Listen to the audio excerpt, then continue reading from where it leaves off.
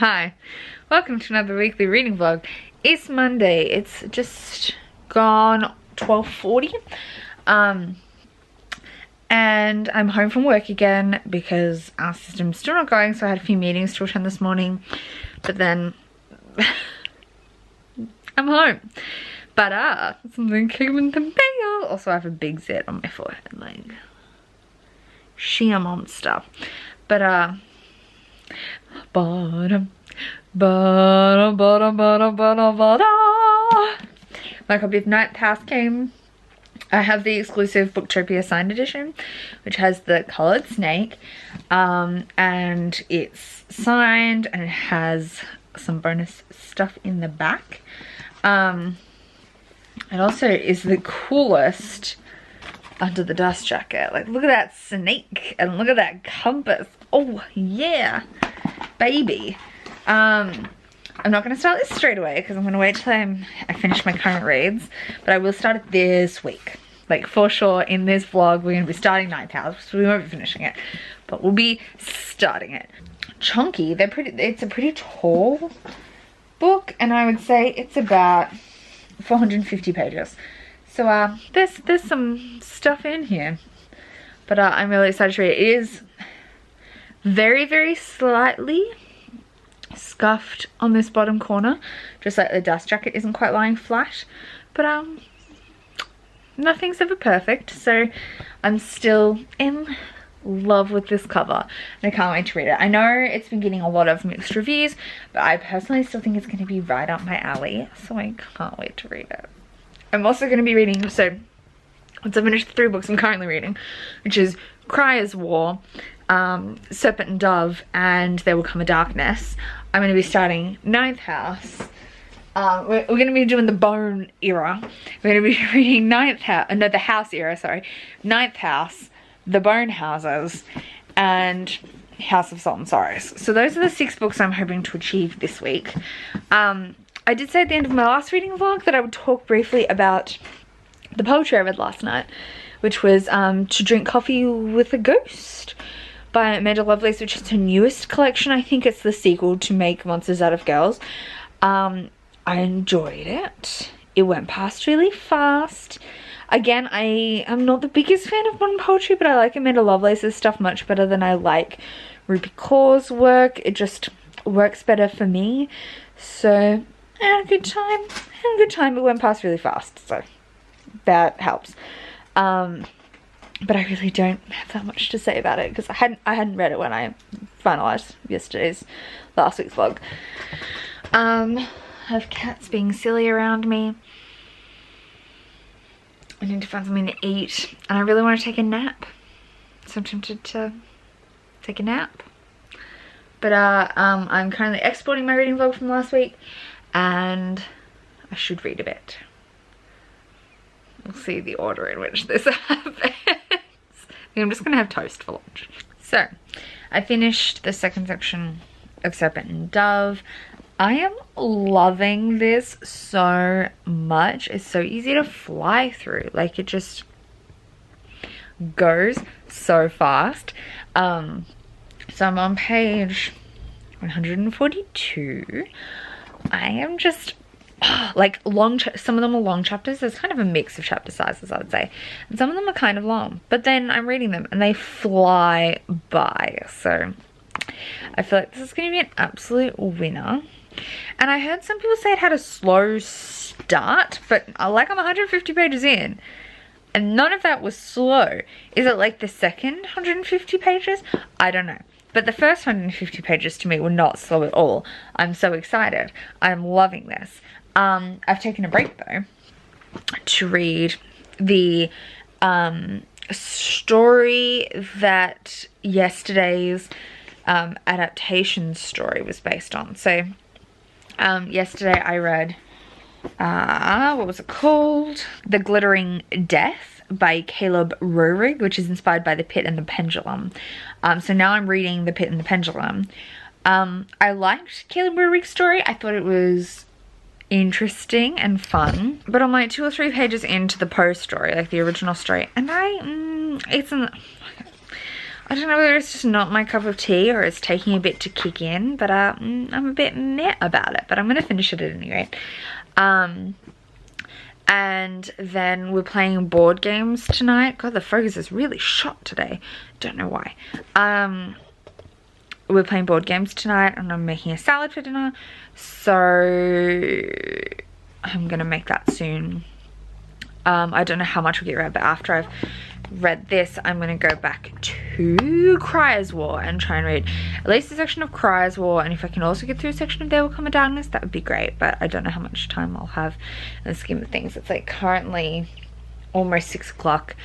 I'll be cooking food like now, and then like as soon as I finish this story, and then Rainy will be over soon to play board games, so because it depends what time board games end. I think I should at least get through a section of Cryer's War, but I might not get back on to There Will Come a Darkness, but that's fine. Okay, so it's like 11:15. I've done like no reading. I thought Rainy left at a reasonable time, because as she normally does, and normally I could get a section read after that, which is why I was thinking I should at least get through Cryer's War. But we started playing like Heads Up, the like charades, the Ellen ones, but like off-brand, and we didn't stop till like 10:30. I just finished the short story I was reading before making dinner, His Hideous Heart, which was the original Poe story, The Pendulum and the Pit, or The Pit and the Pendulum, something like that. I enjoyed it, but not anywhere near as much as the story that was derived from it. I thought that was a much more compelling narrative, I guess you could say. But it was fun, I guess. It was fine. If I was to rank it, I'd probably only give it like a 2.53 stars. It was more, I think it would have more impact read aloud. It was very it's a suspense, but an old school suspense, and I think it just doesn't quite get there for me. But it was fine. I think I'm just gonna go to bed though, because it's like nearly 11 and I need to get up in the morning. So I'm gonna go to bed. Basically, because I read Serpent and Dove today, but I didn't read anything else, and that was technically like yesterday's read, I'm just starting fresh tomorrow. But we were early anyway, so whatever.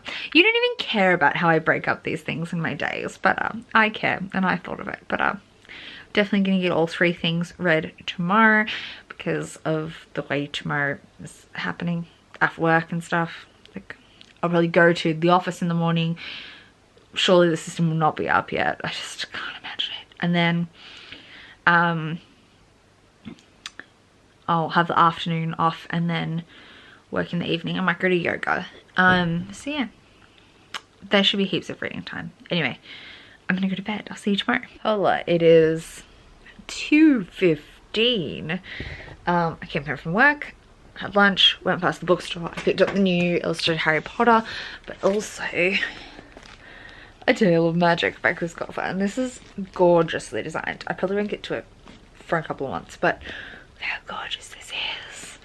And look, it's got the window, and then this is under the dust jacket. That's so nice. Yeah. It looks so pretty. Oh my god, I'm so excited.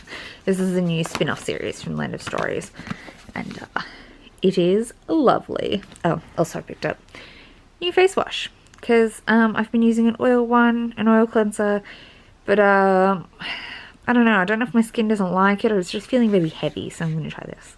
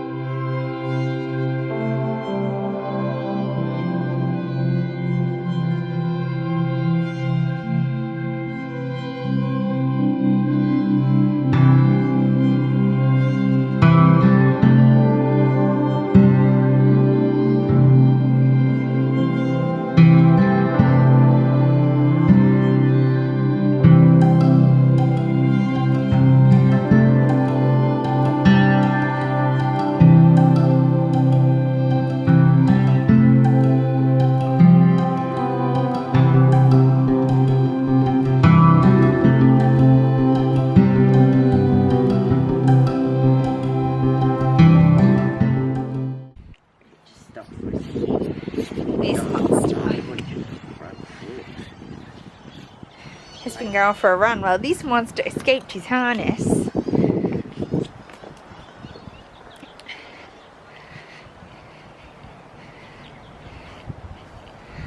You can't go for a walk down the street, buddy.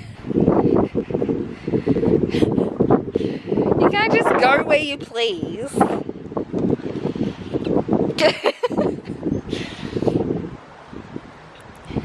Oh, now we're back on.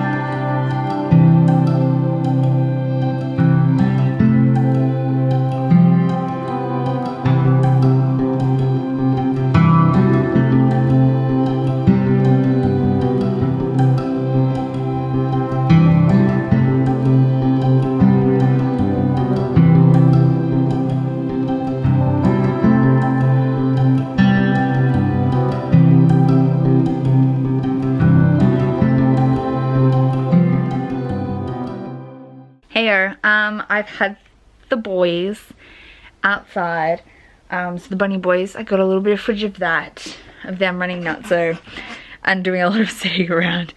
They go through phases of like run, run, run, run, run, and then like, I'll just sit here and do nothing and stare at you.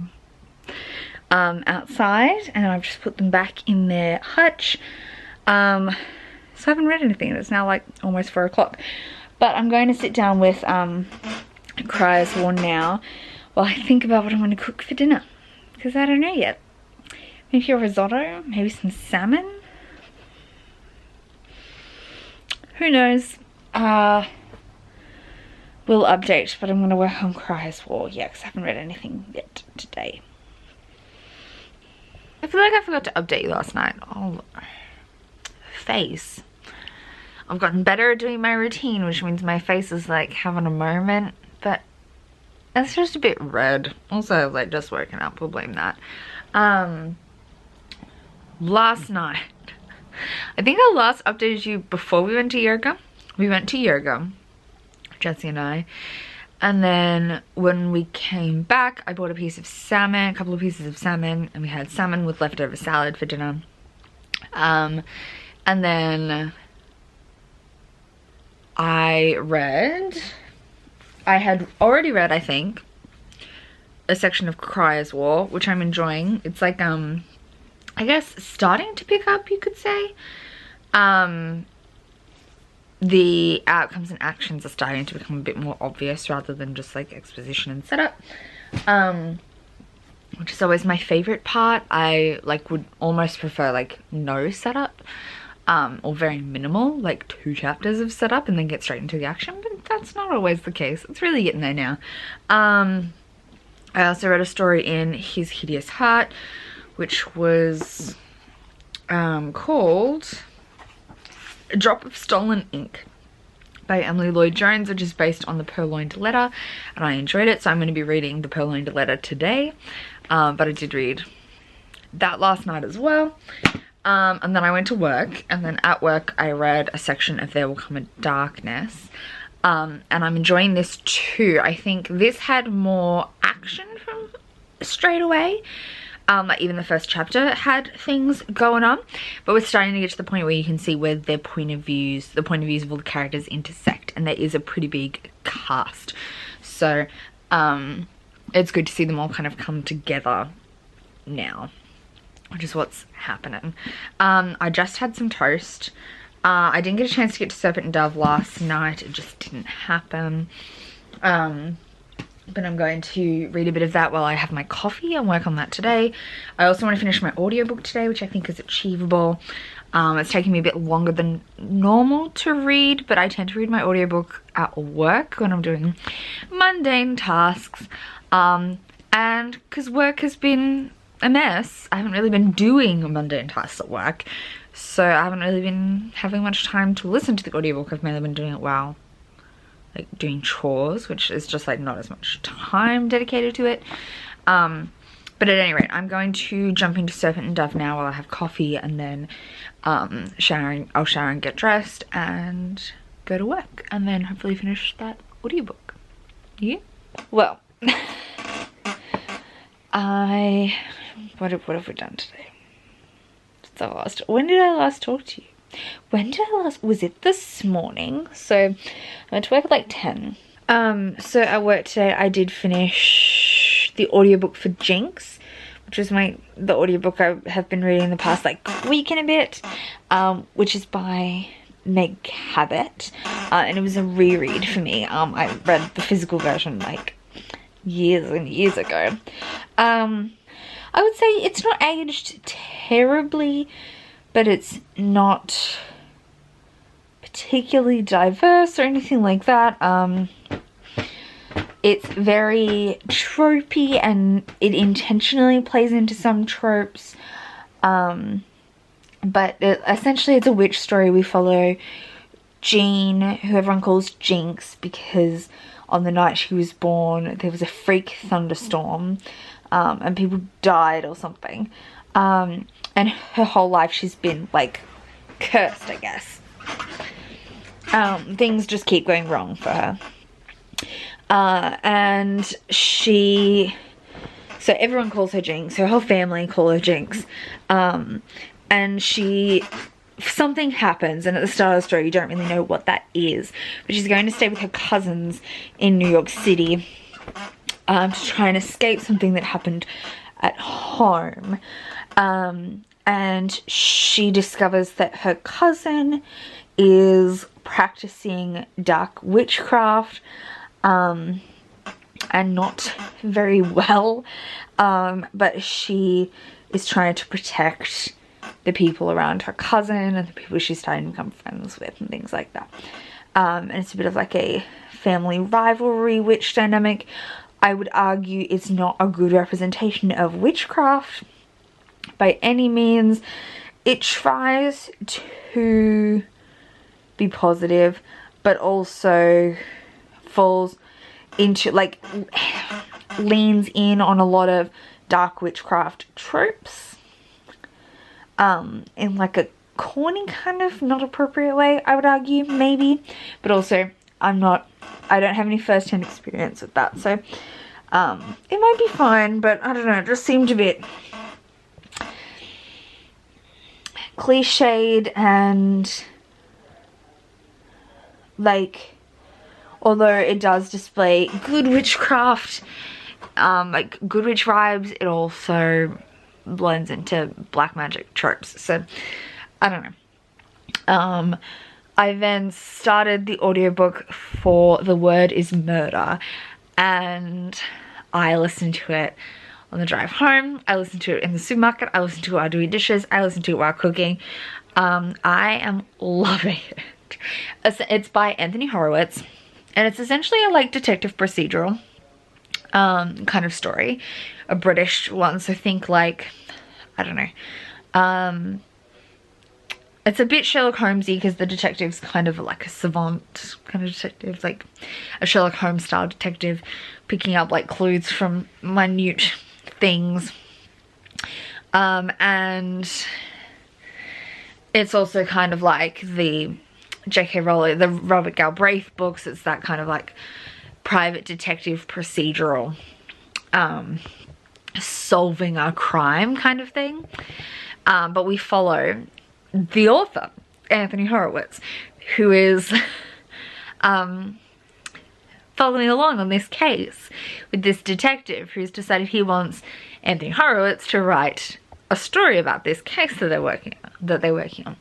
So it's like fictionalized but also embedded it's fiction, but it's embedded in real life in a way that's really interesting, because it talks a lot about the author's actual books and actual TV shows that he's worked on.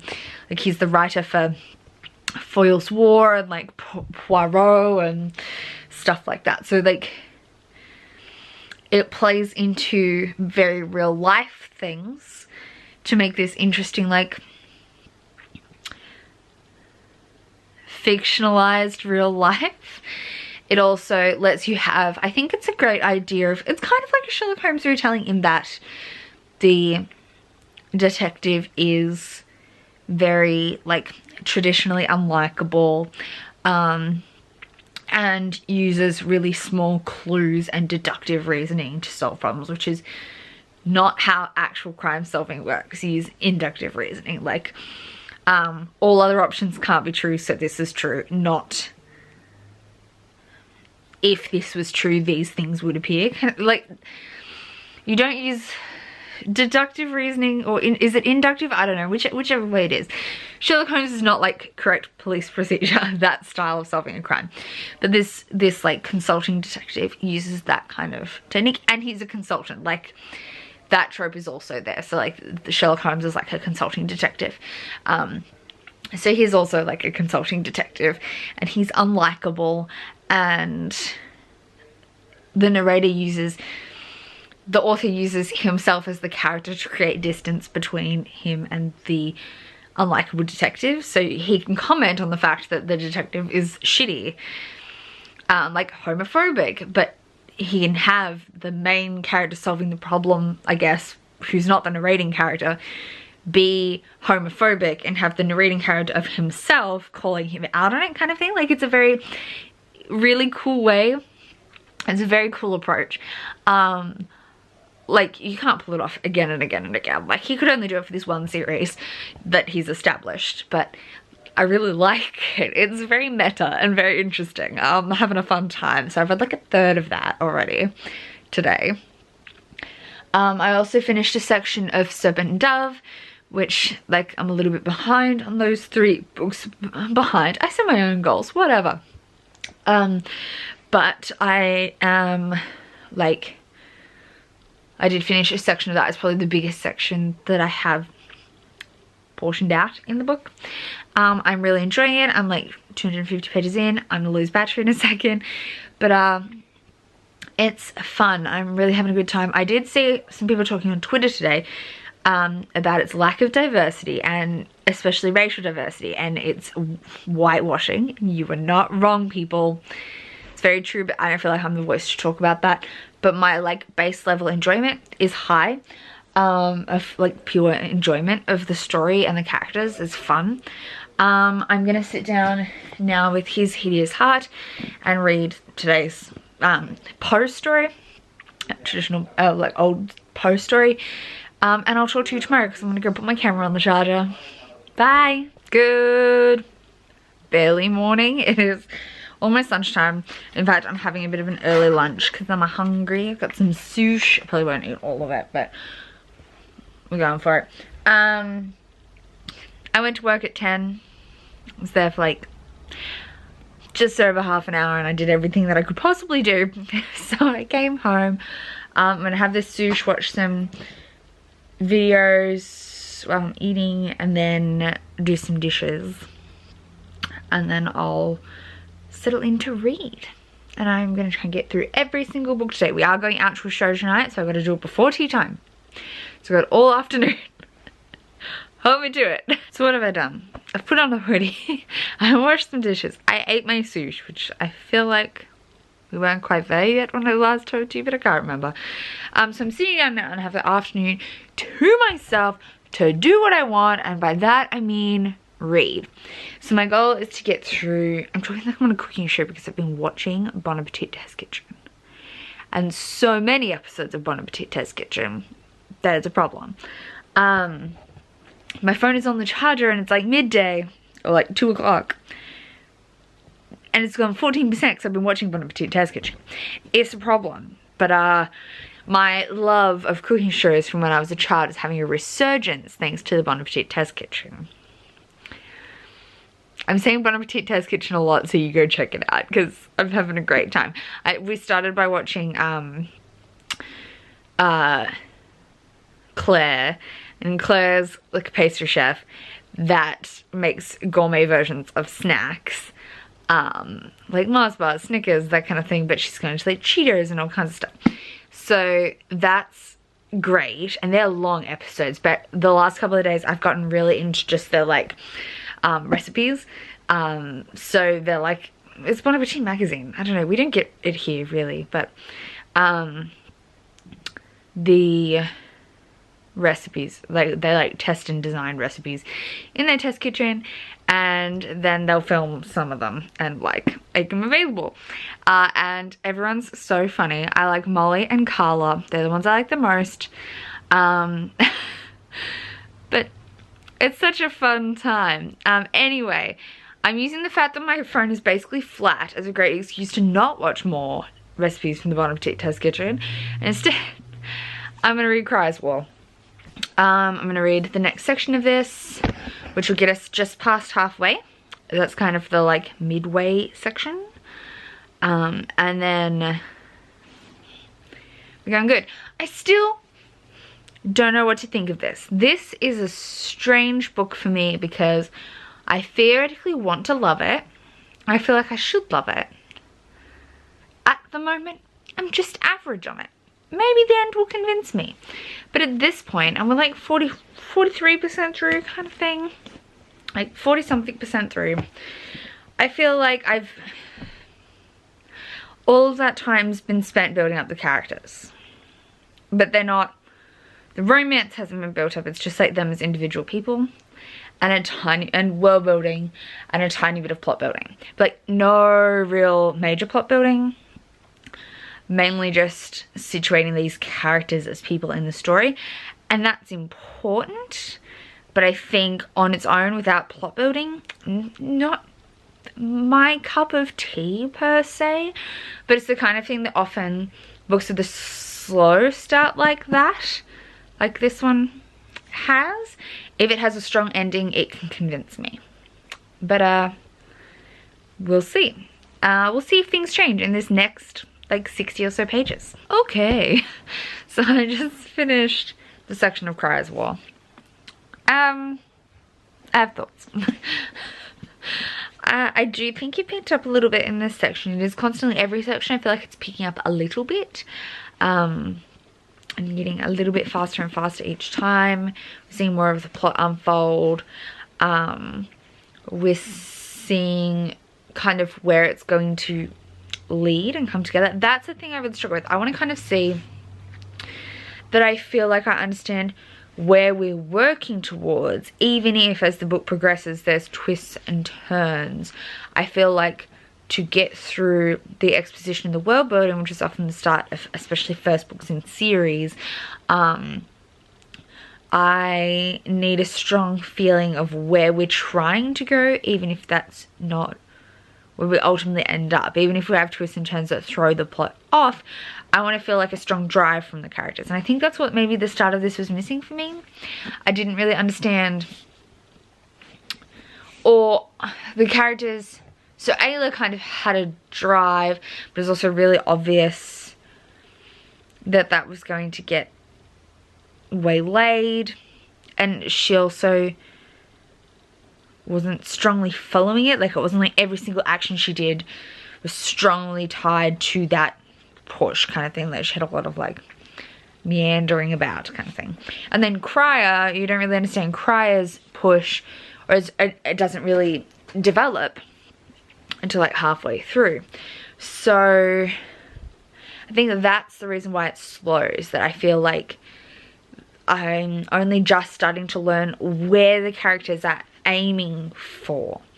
So that kind of, I think Susan Dennard wrote in her like how to write guide that everyone at all times should have a goal they're working towards, and every action should make sense as both a response of their previous actions and that goal. You feel? Even if the goals are very like minor things, they don't have to be like big plot sweeping goals, but everyone in their whole life doesn't do things for like zero reason.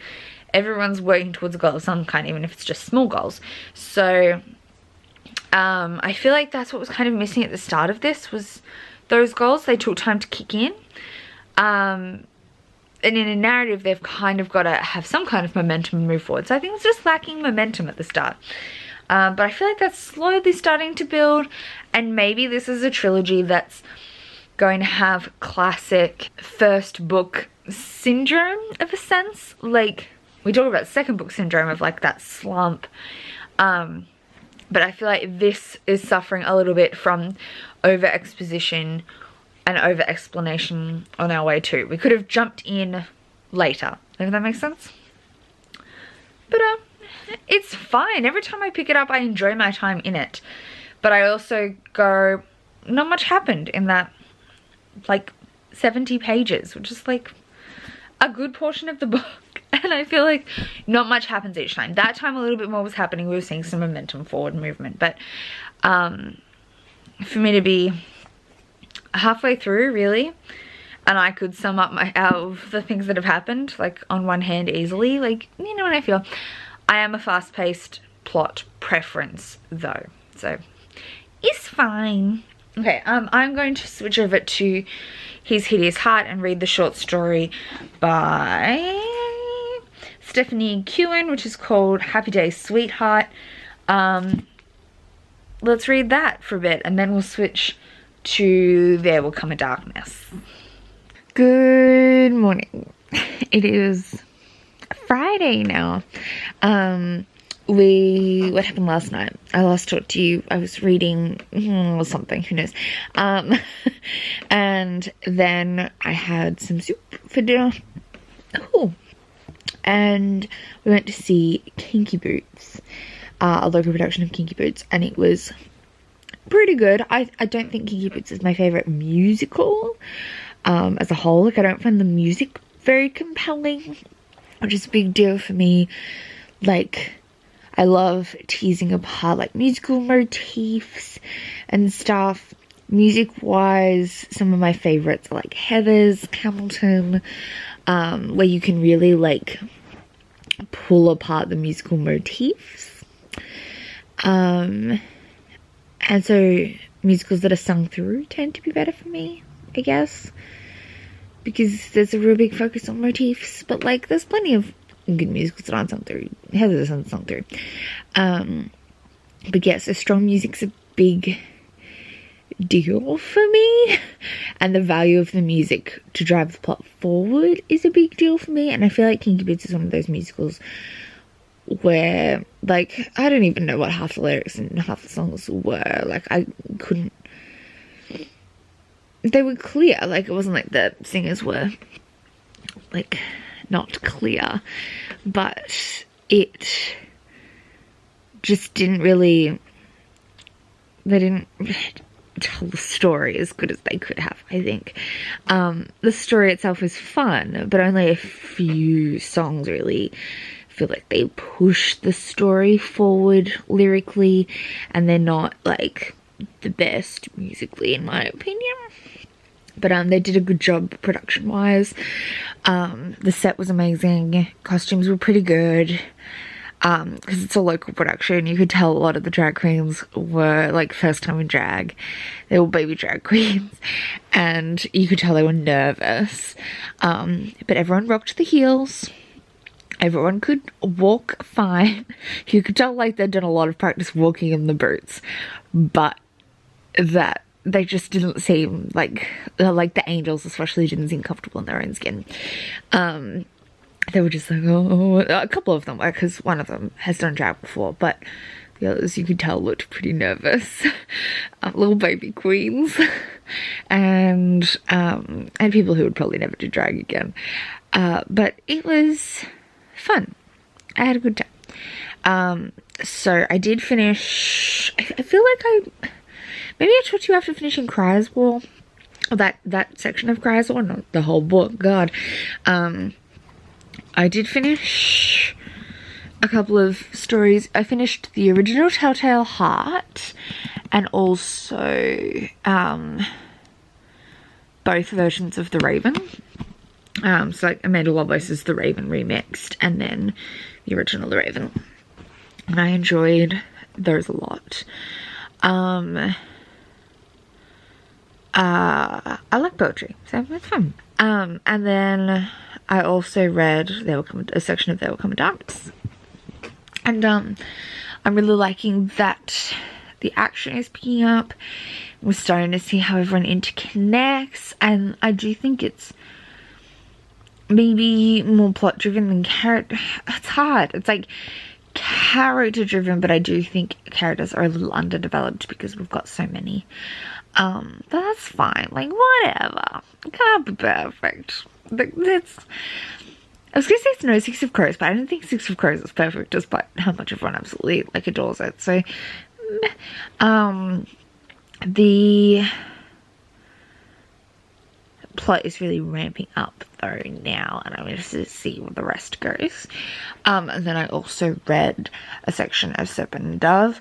I've been seeing some hints at critique of that it's very white, which yeah, it's definitely not intersectional, diverse, especially race wise. It doesn't like explicitly harp on that it's white, but like I can totally get the critique of witchcraft is something that was like marginalized groups were targeted for as a way of marginalization. That's not just women. That was a very intersectional problem. But this book kind of doesn't focus on that. Very much just breezes past that. I also don't think it's a perfect book. Like, I get people enjoying it. I'm having a fun time reading it. I don't think it's perfect though. The characters are sassy and funny, but the plot is probably underdeveloped, and the writing is like funny rather than beautiful. But like, yes, it's a good time. I would definitely not call it a 5-star read, but and I would definitely take that critique for being pretty white into account. Because, yeah, I would agree. Though I don't feel like I'm the person to really speak on that. But it's pretty white. And though they do talk about, like, she's tanned. Like, not dark skin. They use, like, tan a lot. Which I'm like, I don't know whether they're implying that she's of colour. But it's like more tan kind of descriptions. So like, I don't think it's coded enough to indicate that she's of colour. And then you would deal with race relations in the 1600s, like, and yeah, it doesn't make sense. It doesn't play into that nuance very well. And the way it's written would make sense unless they were doing like a colourblind kind of thing. Oh, I don't know. Race isn't handled well. It's just kind of like ignored. Whereas that could have been a very nuanced take if the effort was put in to go there. I don't know. I'm excited to hear some reviews from, I know Jessie from Bowties & Books. They're going to talk about it. In a rant review, and I think some other people are as well. I'm really interested to see those reviews when they come out, but I am enjoying it face value, but it's not a 5 stars by any means. So I am probably running late for work. How can I be late for work when like work hardly exists at the moment? But I do need to put my phone on the charger because I didn't charge it overnight because I forgot. And shower and get dressed and go to work. I will probably be home pretty early again. But there are a couple of things I need to do, so we'll go do them and come back and read all afternoon. We do have another show we're going to tonight. We're going to a production of Picnic at Hanging Rock. So we're gonna go to that, and hopefully it's good. Yeah. Okay. I got home from work like 20 minutes ago, but I've been listening to an audiobook because I was right close to the end. I just finished listening to The Word is Murder by Anthony Horowitz. Horowitz, technically. I don't know. I say Horowitz, but in Australia, a lot of like Germanic surnames, like with the W that you would traditionally pronounce as a V, like Slavic Germanic surnames like this, we just don't pronounce correctly. Like my coworker, I have a like boss coworker, like superior person to me, who has a similar like ending, like a Witz ending. He just goes by Witz. Even though I'm pretty sure that's not correct. But so I did just finish this. I should keep holding it up for like the clip. I kind of loved this. I have read Anthony Horowitz before. I've read like 85% of the Alex Rider series. I read them when I was a kid. Though I kind of grew out of the later ones, but I probably read the first like 6 or 7. And I also have read his at least 2, maybe he has a 3rd one, but I've read both The House of Silk and Moriarty, which are like Sherlock Holmes extensions that he wrote. And so he's kind of moving into adult thriller, which I think is a very natural progression for him. I loved this. I think maybe if you're a big thriller person, this might be predictable plot-wise, but I didn't predict it. The also amazing thing about this is it's told from the point of view of the author. So it's super meta. It basically follows Anthony Horowitz as he gets caught up with this Sherlock Holmes style PI. He's like a consultant to the police. So very Sherlock Holmes-esque, and he has a similar way of solving crimes, a similar like brain structure, and like way of thinking of things. And we follow Anthony as he is following this detective around trying to solve this case to write this book. So it's super meta. I'm pretty confident it would all 100% be fiction. This would not be based on a real story. But it's meant to read like it's based on something that actually happened. So the basic gist of the case is that a woman plans her funeral and then gets strangled in her home the same day. And they're trying to figure out what happened. And it's super duper interesting. I really like the meta way we follow Anthony as he's trying to write this book and follow the detective. We get to see him like having meetings with Spielberg and Peter Jackson and dealing with his editor and agent and stuff. It's just a really interesting perspective for a crime novel. It is a very British crime novel. So that's also another thing. Like I feel like British crime thrillers and American crime thrillers are a little different, and you can tell that he's like a Poirot. Like he wrote Poirot, the TV show. Like did the writing for the TV show. So you can definitely see that. Like he's Poirot and Foyle's War and that kind of thing is stuff he's written for TV. And you can kind of tell it's a very British kind of crime thing. But I personally had a great time with it. It was so fun. And I can't wait to read the next one, which I have requested on audiobook from my library because I'm really excited about it. I think it's called The Sentence is Death. And I'm so ready. But yeah, I had a fun time. if you don't normally read thriller, like crime thriller, this might be a good one for you. I don't know. It's really accessible in my opinion. Now I'm going to pick up Cry's War.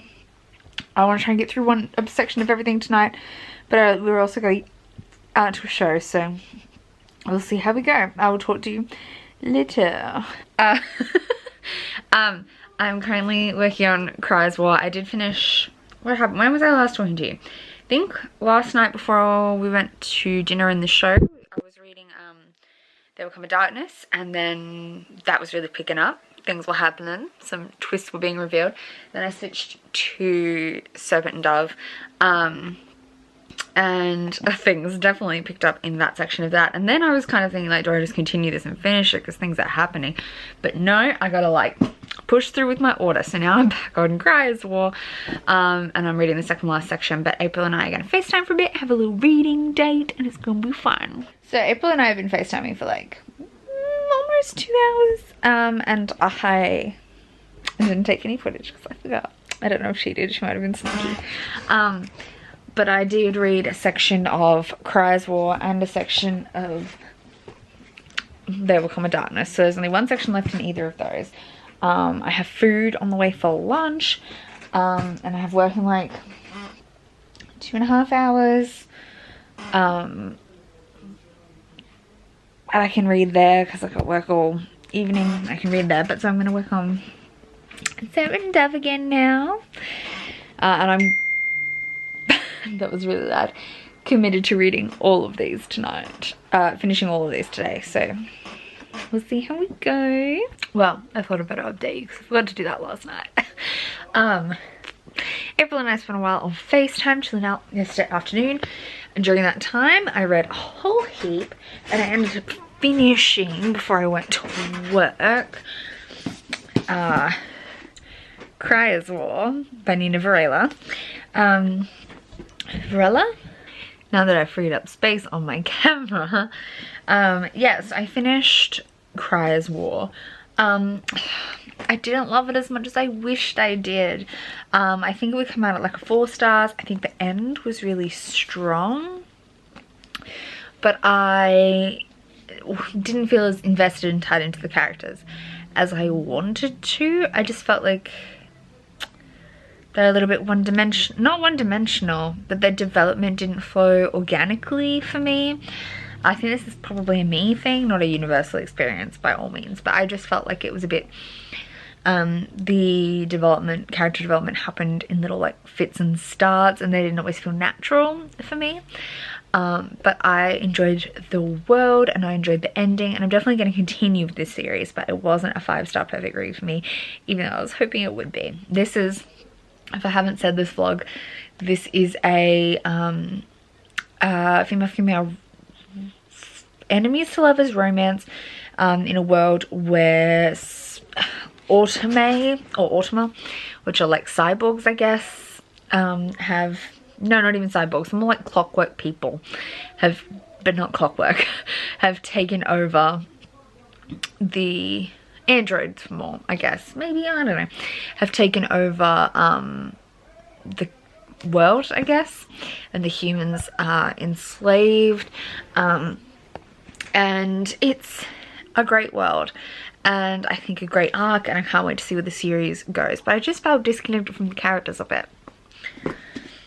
And then I went to work and I finished 2 other things. I finished There Will Come a Darkness by Katie Rose Poole, which we've been talking about this vlog. This is a cast of, like a band of characters that all slowly start to interconnect kind of story, and it's in a fantasy world where there were 7 prophets, and the prophets all died, and they foretold the coming of the last prophet, and the last prophet would have the answer to like prophesize how to stop the like age of darkness. And we're kind of at that point where the last prophet's due to arrive, and there's a lot of like harbingers of the last prophet and what's going to happen. And really it's a lot of, I almost feel like it's a bit of, at this point, especially in this book, a lot of villain origin story kind of components, as we like see these characters who all kind of play in and tie together, go through interesting arcs. I really enjoyed it. Again, I don't think it's perfect. I think some characters were stronger than others at different points throughout the story, and I wasn't invested in all of them the whole way through, though that did change. Like some that I started off invested in, I became less invested in, and ones that I wasn't invested in at the start, I cared more about at the end. But I am really interested to see where this goes, and I really like the magic system, so nice. And then I also finished Soup and Dove by Shelby Maturin, which is a witchy story set in like 1600s France. Fair warning, I think I talked about this earlier in the vlog, but it's very white. But yeah, roll with that and you'll be fine. But if that really bothers you, don't even bother. Like, don't even bother. I had fun with it, but I didn't love it. And Rachel, where'd that come from? April and I, from April is Maximus, we were reading this together, and she agreed. It was like fun and enjoyable, but not like anything amazing. I would definitely read the sequel to this. It's a, again, enemies to lovers, romance, marriage of convenience kind of thing. She's a witch, he's a witch hunter, and they end up married through circumstances, and it's kind of, I really like the magic system and the kind of overall arcing plot, and I really liked Reed and Lou's dynamic, but I don't think the writing's anything particularly amazing. It's funny, but that's it. And I don't think the plot is like the strongest plot I've ever read, but it was fun, and I definitely would pick up the next book, though I would definitely read wide reviews, because not everyone likes this, and I don't assume everyone would like this. I did also read last night The Princess Saves Herself in This One by Amanda Lovelace, which is a poetry collection, and I'm halfway through the second one in the collection, which is Witches Don't Burn in This One. I also started the next of my 3 reads. So I started last night House of Salt and Sorrow by Erin A. Craig, and I'm really enjoying this. I'm a 7th of the way through this. I finished the first section, and I'm going to, the other 2 I'm going to be reading are Ninth House. Yep, I'm so excited for this, and also The Bone Houses by Emily Lloyd Jones. I'm not in focus, but the audiobook I'm hoping to read next week, probably won't start today, is Neverworld Awake, if you were interested. But that's a next week kind of thing. It's pretty short, so I should be able to get through it in a couple of days. So that's my reading update. Right now I'm going to finish The Witches Don't Burn in This One, and then start Ninth House. So what have I done since I talked to you like an hour ago? Less than an hour ago. I read the first section of Ninth House. I'm loving it. I know I'm only like 60 pages in, but what are the haters talking about? I don't understand. I know a lot of people said that the houses were really confusing, but like, is there not a glossary in some versions? Like maybe not in the ARC, because I am not confused. They're mysterious, but that's not the same as like confused. I am just, yes, it is totally my style. I don't think it's anything like the Grishaverse, but you wouldn't expect it to be. It's so me. I don't know what it's reminding me of yet, but I am freaking loving it, and I can't wait to get back to it. I finished The Witch Doesn't Burn in This One, and I've read the like prologue for Bone Houses, but I've really got to go shower. and wash my gross hair. So I'm going to go do that before I continue with the bone houses. But then I'm going to finish the bone houses, or the section of the bone houses. And then probably read a section of A Story from His Hideous Heart. I'm working in at 4:30. It's currently 1:36. So I think we have time. Yeah. It's Sunday night and I thought I should do a quick update of what I've been reading or what I think of them before you wrap up this vlog and move into next week. So, what have I read today? I read a section and a half, I guess. I'm halfway through the second section, but I'm gonna go to bed without having finished it, of Ninth House. I'm loving this. I don't know if I said it before, but I really don't understand what the haters are on about. It's mysterious. It's kind of reminding me of An Unkindness of Magicians and the other magic one that was like, oh, I put a photo of it on my Instagram, so let me try and remember what it was called. I remember I posted an Instagram photo about it. Magic for Liars. It reminds me of like An Unkindness of Magicians and Magic for Liars. That kind of like the magic system is mysterious and doesn't quite make sense, but it's really, it's got a lot of aura and atmosphere around it, and I love that kind of magic. So I love this. I'm loving the houses and the up itself pompous, pretentious posterity of Yale. I love it. Like I am head over heels for this already, and I'm like barely 100 pages in. Like I'm almost 100 pages in. I'm gonna be working on this again tomorrow. I've also read now 2 sections of House of Salt and Sorrows, and I'm really enjoying this. It's mysterious and eerie and more like a ghost story, and I am down. I am really enjoying it. It's very fascinating. Does have a few like minor pacing issues, I guess, where things will jump ahead a bit quicker than I would like. But the atmosphere is amazing and I'm really enjoying it. And then the other one I'm working on and I've read 1 section of is The Bone Houses by Emily Lloyd Jones, and I am really enjoying this as well, and it has a very different vibe. It's more like the magic of history and fae and like small town, we always believed in the magic kind of, and we performed rituals to keep the magic at bay kind of thing. Love that too. So I'm having a good time with all 3 of these.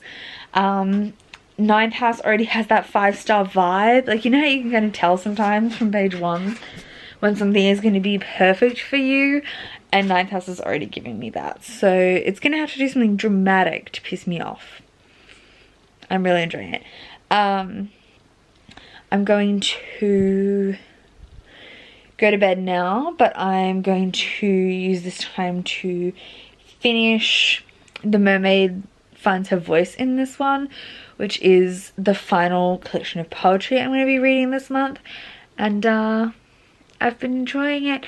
I have 2 sections left. I'm about halfway through, so I'm going to finish that as I go to bed.